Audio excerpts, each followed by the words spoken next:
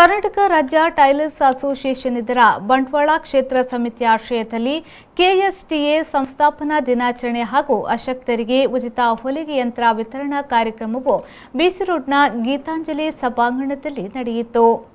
ಬಜಾರ್ ಸಮೂಹ ಸಂಸ್ಥೆಗಳ ಆಡಳಿತ ಪಾಲುದಾರ ಡಾಕ್ಟರ್ ಎಸ್ಎಂ ಗೋಪಾಲಕೃಷ್ಣ ಆಚಾರ್ಯ ಕಾರ್ಯಕ್ರಮವನ್ನು ಉದ್ಘಾಟಿಸಿದರು. ಬಳಿಕ ಮಾತನಾಡಿದ ಅವರು, ಸಂಘಟನೆ ಬಲಯುತವಾಗಿದ್ದಾಗ ನಮ್ಮ ಬೇಡಿಕೆಗಳನ್ನು ಈಡೇರಿಸಲು ಸಾಧ್ಯವಿದೆ.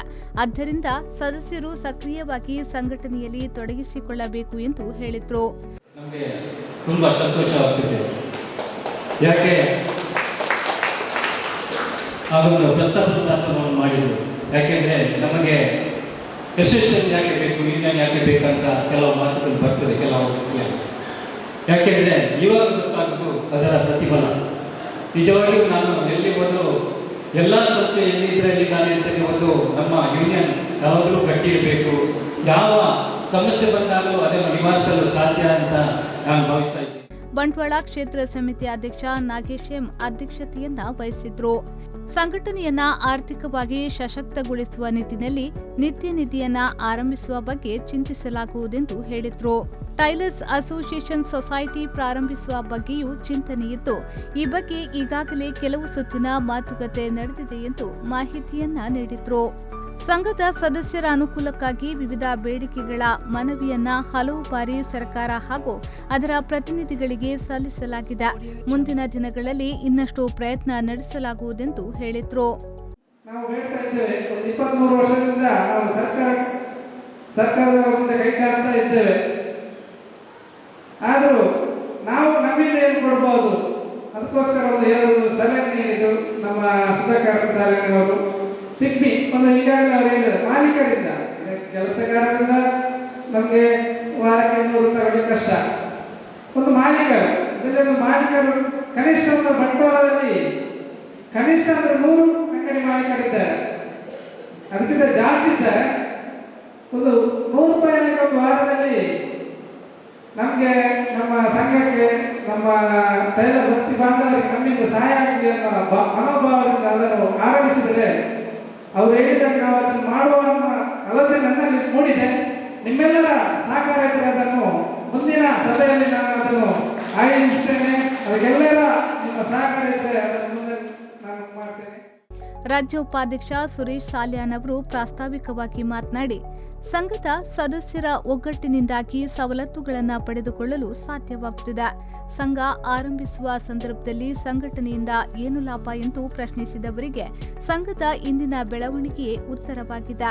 ಸದಸ್ಯರು ಆರ್ಥಿಕ ಸ್ಥಿತಿವಂತರಲ್ಲದಿದ್ರೂ ಕೂಡ ಎಲ್ಲರ ಸಹಕಾರದಿಂದ ಸಂಘ ಬೆಳೆಯುತ್ತಿದೆ ಎಂದರು. ಸರ್ಕಾರಕ್ಕೆ ಸಾಕಷ್ಟು ಬೇಡಿಕೆಗಳ ಮನವಿ ಸಲ್ಲಿಸಿದ್ರೂ ಸರಿಯಾದ ಸ್ಪಂದನೆ ಸಿಕ್ಕಿಲ್ಲ. ಆದ್ದರಿಂದ ಸರ್ಕಾರದ ಮುಂದೆ ಕೈ ಚಾಚದೆ ನಮ್ಮ ಬೇಡಿಕೆಗಳನ್ನು ನಾವೇ ಈಡೇರಿಸಿಕೊಳ್ಳುವ ಅನಿವಾರ್ಯತೆ ಇದ್ದು ಎಲ್ಲ ಸದಸ್ಯರ ಸಹಕಾರ ಅಗತ್ಯ ಎಂದು ಹೇಳಿದ್ರು. ಒಂದು ಕಾಲದಲ್ಲಿ ನಮ್ಮ ಸಂಘಟನೆ 1990ರಲ್ಲಿ ಹುಟ್ಟಿದಂತ ಈ ಒಂದು ಕೆಎಸ್ಟಿ ಎಂಬ ಸಂಘಟನೆ ಇವತ್ತಿಗೆ 23 ವರ್ಷಗಳಲ್ಲಿ 24ನೇ ವರ್ಷಕ್ಕೆ ಪಾದಾರ್ಪಣೆ ಆಗುವಂತ ಸಮಯ ಅಂತ ಹೇಳಿದ್ರೆ ನಮ್ಮ ಟೈಲರ್ ಸಂಘಟನೆಯ ಇವತ್ತು ಬರ್ತ್ಡೇ ಅಂತ ಹೇಳ್ಬೋದು. 24ನೇ ವರ್ಷದ ಬರ್ತ್ಡೇಗೆ ನಮ್ಮ ಮಕ್ಕಳ ಬರ್ತ್ಡೇ ಅಂತ ಹೇಳಿದ್ರೆ ನಾವು ದೇವಸ್ಥಾನಕ್ಕೆ ಕರ್ಕೊಂಡು ಹೋಗ್ತೇವೆ, ಅಲ್ಲ ಪೂಜೆ ಮಾಡ್ತೇವೆ, ನೆರೆಹೊರೆಯವರಿಗೆ ಸ್ವೀಟ್ ಹಾಕ್ತೇವೆ. ಅದೇ ರೀತಿ ನಮ್ಮ ಈ ಟೈಲರ್ ಅಸೋಸಿಯೇಷನ್ನ ಈ ಸಂಸ್ಥಾಪನಾ ದಿನ ಹುಟ್ಟುಹಬ್ಬದಂದು ಅಶಕ್ತ ಟೈಲರ್ಗಳಿಗೆ ಒಂದು ಹೊಲಿಗೆ ಯಂತ್ರವನ್ನು ಕೊಡುವಂತ ಕಾರ್ಯಕ್ರಮವನ್ನು ಇಟ್ಟುಕೊಂಡಿದ್ದೇವೆ. ಇದು ಏನು ಅಂತ ಹೇಳಿದ್ರೆ ತಮ್ಮೆಲ್ಲರಿಗೂ ಗೊತ್ತಿರ್ಬೋದು, ನಾವು ಈ ಒಂದು ಸಂಘಟನೆಯನ್ನು ಸ್ಥಾಪಿಸುವಾಗ ಕೆಲವು ಟೈಲರ್ಗಳು ಹೇಳ್ತಾ ಇದ್ರು, ಇದರಿಂದ ಏನು ಲಾಭ, ಏನು ಸಿಗ್ತದೆ ಈ ಸಂಘಟನೆಯಿಂದ. ನೋಡಿ ಏನು ಸಿಗ್ತದೆ, ನಮ್ಮ ಒಗ್ಗಟ್ಟಿನಿಂದ ಇವತ್ತೇ ಒಂದು ಈ ಸಂಘಟನೆಯಲ್ಲಿ ಅಸಕ್ತ ಟೈಲರ್ಗಳಿಗೆ ಒಂದು 25 ಹೊಲಿಗೆ ಯಂತ್ರವನ್ನು ಕೊಡುವಂತ ಕಾರ್ಯಕ್ರಮ ಮಾಡಿದ್ದೇವೆ ಅಂತ ಹೇಳಿದ್ರೆ ಅದು ಈ ನಮ್ಮ ಸಂಘಟನೆ. ಕಾರ್ಯಕ್ರಮದಲ್ಲಿ ದಕ್ಷಿಣ ಕನ್ನಡ ಜಿಲ್ಲಾ ಗ್ಯಾರೇಜು ಮಾಲೀಕರ ಸಂಘ ಇದರ ಬಂಟ್ವಾಳ ವಲಯದ ಗೌರವ ಸಲಹೆಗಾರ ಸುಧಾಕರ್ ಸಾಲ್ಯಾನ್ ಅವರನ್ನ ಸನ್ಮಾನಿಸಲಾಯಿತು.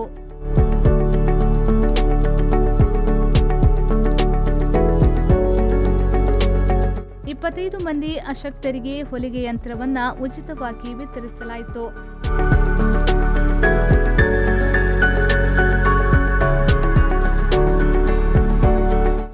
ವಲಯಗಳ ಪದಾಧಿಕಾರಿಗಳನ್ನು ಗುರುತಿಸಲಾಯಿತು.